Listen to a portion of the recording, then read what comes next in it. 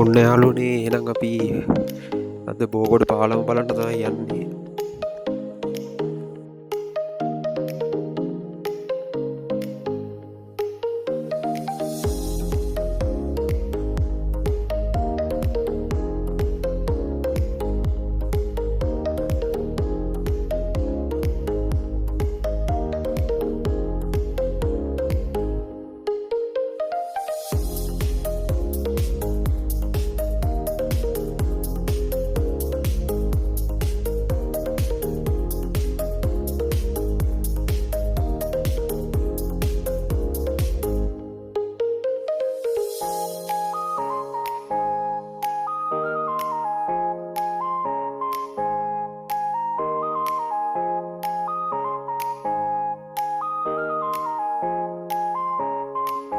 බලන්නකො ඉතින් මේ දිට්ටා සුළුුණාට හින්දා පාරට වෙලා තියෙන හානිය කොච්චරද කියලා.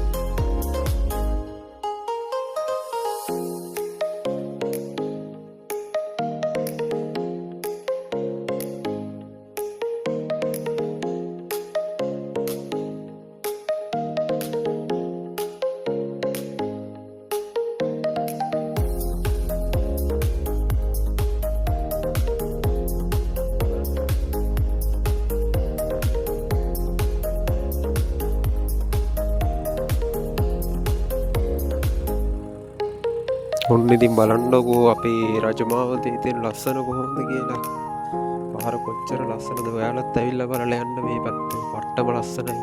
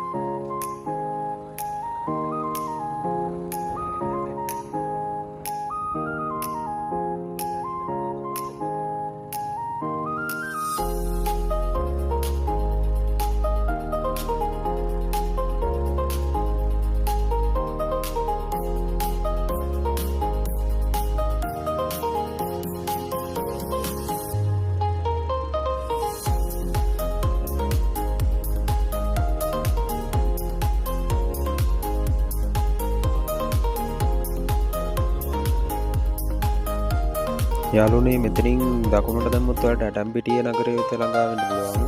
වමට දැම්මොත් කැටවල හරහා කන්දකැටිය හාලියල ඒ පැතිවලට යන්නත් පුළුවන්.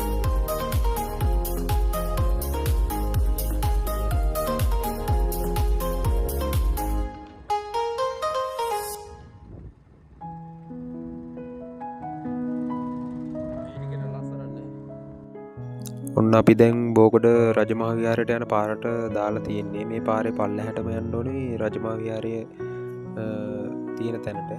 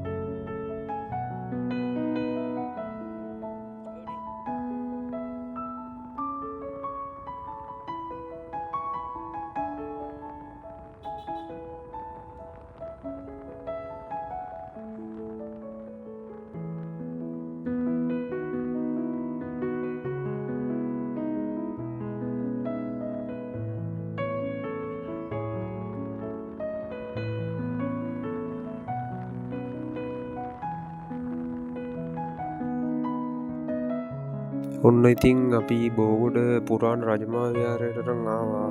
ඉස්සරහට ගිහින් බලමු මොනවද මේකේ තියෙන ඓතිහාසික තැන් ටික මොනවද කියලා බලමු අපි ඉස්සරහට ගිහින්.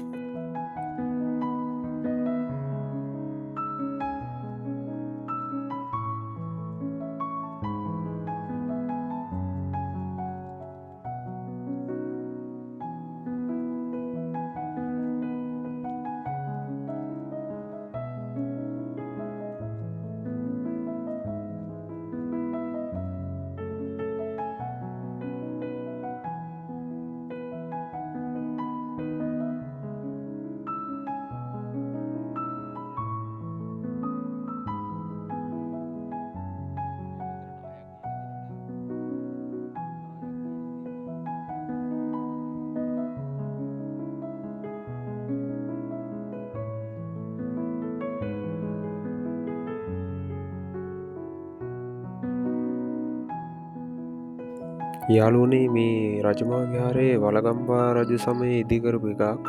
ඉතින් මේ තියෙන්නේ බෝගොඩ ලී පාලම. මේකට කිසිදු යකඩ ඇණයක් භාවිතා කරන්නේ නැතුව තනිකර ලීයෙන්ම නිෂ්පාදනය කරපු පාලමක් තමයි. දැනට නම් මේක ප්‍රතිසංස්කරණය කරලා තියෙන්නේ. ඒකින්ද ඇණ දාලා භාවිතා කරලා දැනට ප්‍රතිසංස්කරණය කරලා තින්න තමයි මේ ඇණ එහෙම දාලා තින්නේ යාළුවනේ.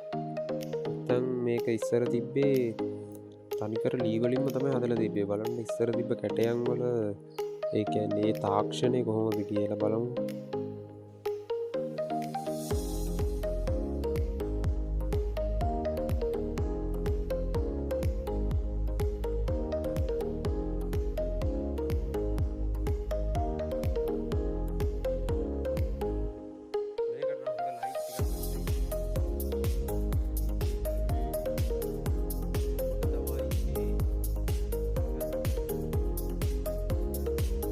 ඉතින් මෙතන බෝඩ්ඩක් ගහලා තියෙනවා ඔයාලට පේනවා ඇති මේ දේශීය මෙන්ම විදේශීය සංචාරකයෝ මේ ස්ථානයට ඇවිල්ලා මේ ස්ථානය අපවිත්‍ර කරන හින්දා තමයි මේ තියෙන ගල් ගුහාවට යන්න ඒ කියන්නේ ඒ දොර වහලා තියෙන්නේ. නැත්තම් මෙතනින් පල්ලෙහාට ගියාට පස්සේ මේ ගල් ගුහාවේ සාමාන්‍යයෙන් මීටර් 5ක් විතර යනකම් යන්න පුළුවන් අස්සට.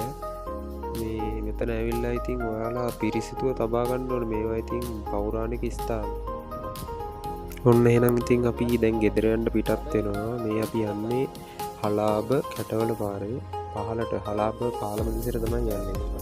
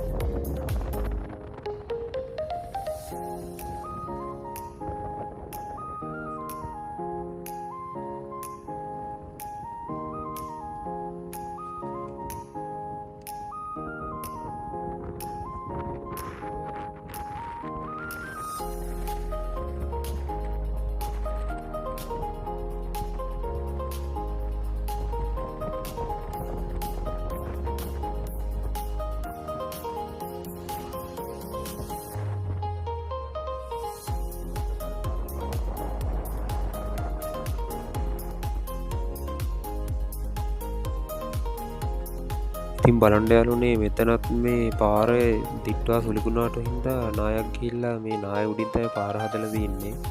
ඔයාලත් මේ වගේ තැන්වලට නොන පොඩ්ඩ පරිස්සම් වෙන්න.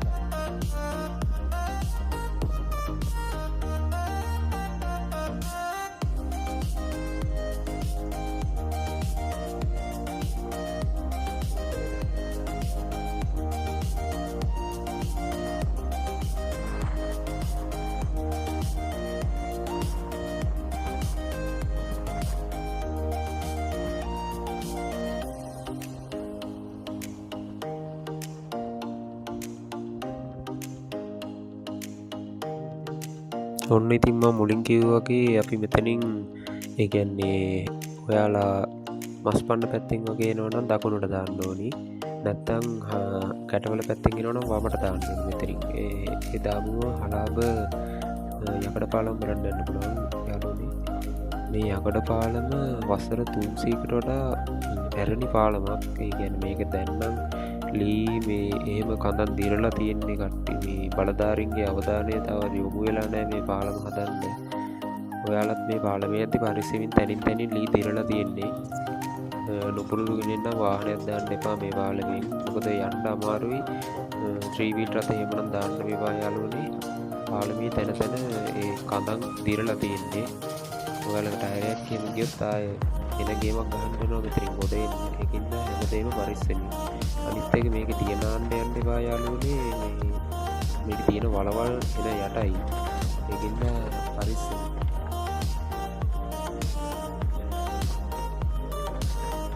එන යාලුනේ මේ වීඩියෝ එක මම මෙතනින් ඉවර කරනවා. ආයෙත් අලුත් වීඩියෝ එකකින් හම්බ වෙනකන් ඔයාලට සුබ දවසක්.